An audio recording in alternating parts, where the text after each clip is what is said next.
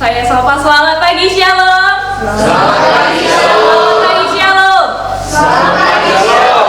Gimana kabarnya pada pagi hari ini? Luar biasa. Ya Tuhan, kita sangat bersyukur kepada Tuhan untuk kasih karunia yang Tuhan berikan kepada kita, sehingga kita dapat berkumpul di tempat ini lagi untuk memuji bahkan menyembah Tuhan.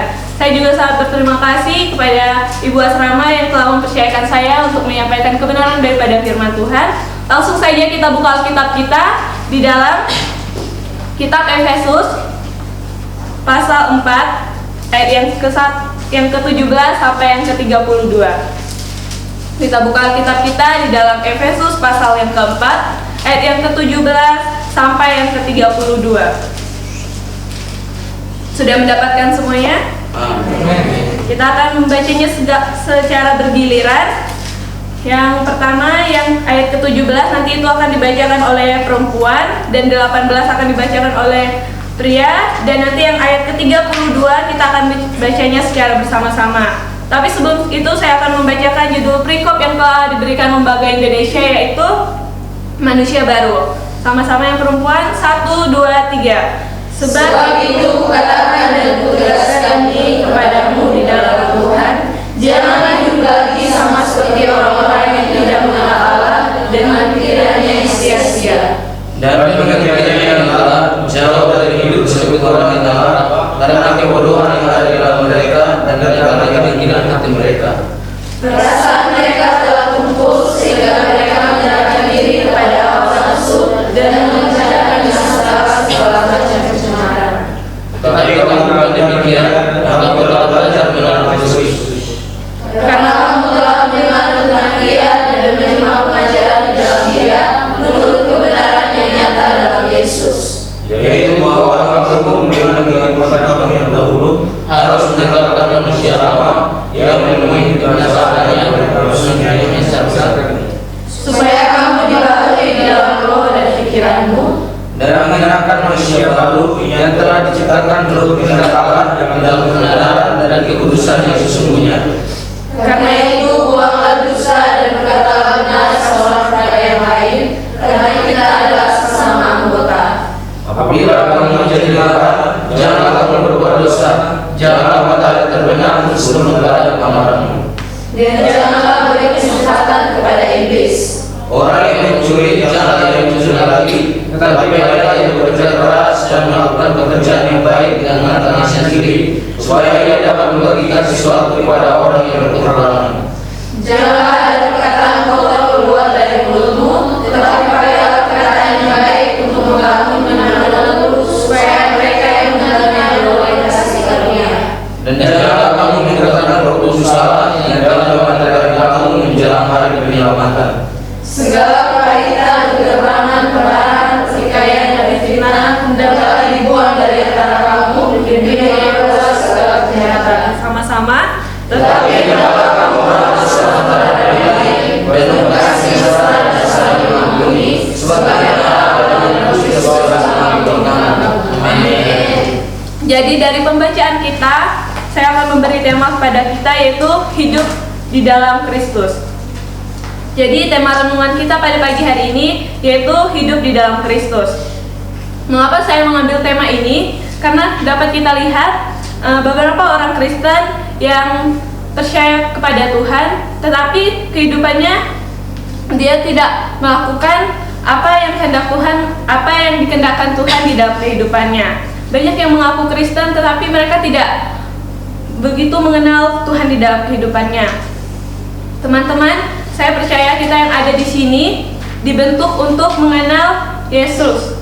Karena kita dibentuk untuk mengenal Yesus, di dalam karakter kita percaya kita menanamkan karakter Kristus di dalam kehidupan kita. Nah, teman-teman, orang-orang yang telah mengenal Kristus yaitu orang-orang yang sudah mengalami kelahiran kembali, kelahiran baru, manusia, orang-orang yang telah diperbaharui sehingga mereka yaitu menjadi manusia baru. Nah, teman-teman, dari pembacaan kita di sini, saya akan membagikan beberapa ciri-ciri orang yang hidup di dalam Kristus. Dari pembacaan kita ini, saya akan membagikan yang pertama itu orang-orang yang hidup di dalam Kristus, yaitu mereka itu meninggalkan hal-hal duniawi.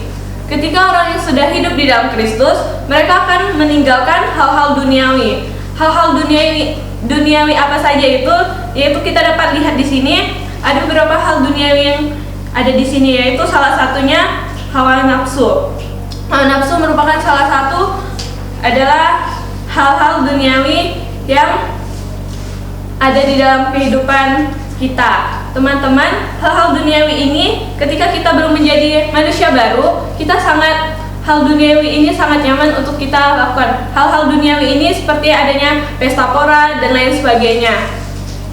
Ketika kita belum mengenal Yesus, ketika kita belum hidup mengenal Tuhan Yesus di dalam kehidupan kita, kita masih menanamkan manusia lama di dalam kehidupan kita. Kita belum mengenal Tuhan Yesus sehingga kita melakukan hal-hal yang tidak berkenan di hadapan Tuhan, seperti hal-hal duniawi ini yaitu hawa nafsu, pesta pora, dan lain sebagainya.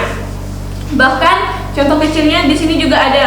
Ketika kita belum mengenal Yesus, ketika kita masih hidup di dalam manusia lama kita, di sini ada juga di ayat yang ke-29 saya akan membacakan kepada kita, yaitu janganlah ada perkataan kotor keluar dari mulutmu, tetapi pakailah perkataan yang baik untuk membangun dimanapun perlu, supaya mereka yang mendengarnya beroleh kasih karunia.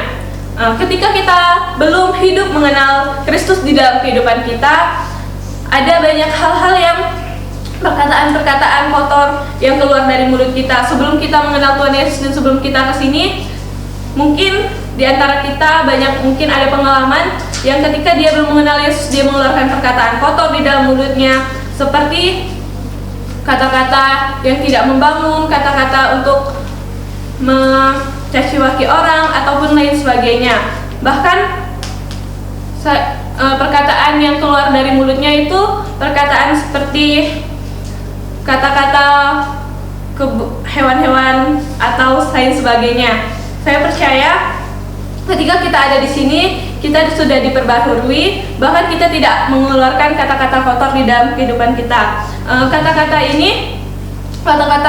Kata-kata kotor sangat susah untuk dihilangkan. Ketika orang-orang yang belum mengenal Yesus di dalam kehidupannya, perkataan ini sangat sulit untuk dihilangkan di dalam kehidupan kita. Nah, jadi ketika kita sudah mengenal Yesus di dalam kehidupan kita, maka kita harus membuang kata-kata kotor itu. Tetapi kita harus menggantinya dengan kata-kata untuk selalu membangun. Bahkan supaya kita dapat menjadi berkat dimanapun kita berada. Dengan perkataan kita, bahkan kita dapat menjadi teladan dengan perkataan kita. Nah, yang kedua yang saya akan bagikan kepada kita semua, yaitu memiliki kasih. Ketika orang-orang yang hidup di dalam Kristus, dia ada memiliki kasih di dalam kehidupannya. Orang-orang yang hidup di dalam Kristus memiliki kasih. Kita dapat melihat di ayat yang ke-32, tetapi hendaklah kamu ramah seorang terhadap orang lain, penuh kasih mesra dan saling mengampuni, sebagaimana Allah di dalam Kristus telah mengampuni kamu. Kasih ini sangat sulit untuk kita lakukan, tapi saya percaya ketika kita yang telah hidup di dalam Kristus Yesus, saya yakin kita semua dapat melakukan kasih di dalam kehidupan kita. Amin. Ketika kita diperhadapkan dengan suatu permasalahan atau lain sebagainya, ketika ada orang yang, contohnya ketika ada orang yang melukai hati kita atau apapun itu, kita percaya kita dimampukan oleh Tuhan untuk selalu mengampuni, karena Tuhan Yesus telah mengampuni kita terlebih dahulu. Makanya kita juga harus saling mengampuni orang-orang yang telah melukai hati kita, sehingga tidak ada akar kepahitan di dalam hati kita. Saya percaya kita dimampukan oleh Tuhan Yesus. Dan ketika kita sudah menjadi manusia baru, kita akan hidup di dalam Kristus. Nah, teman-teman, ketika kita sudah diperbaharui dan mengenal Kristus di dalam kehidupan kita, kita akan selalu untuk memuji bahkan menyembah Tuhan. Saya percaya kita yang di sini sudah menjadi manusia baru dan memiliki karakter seperti Kristus. Dan ketika kita sudah menjadi manusia baru dan hidup di dalam Kristus, marilah setiap kita untuk memancarkan karakter Kristus di dalam kehidupan kita, sehingga kita dapat menjadi berkat bahkan teladan dimanapun kita berada. Mungkin sekian firman Tuhan yang dapat saya sampaikan. Saya percaya teman-teman mungkin akan mendapatkan semua berkat. Saya percaya mungkin penafsiran kita berbeda-beda. Saya yakin firman Tuhan ini dapat memberkati kita semua secara masing-masing.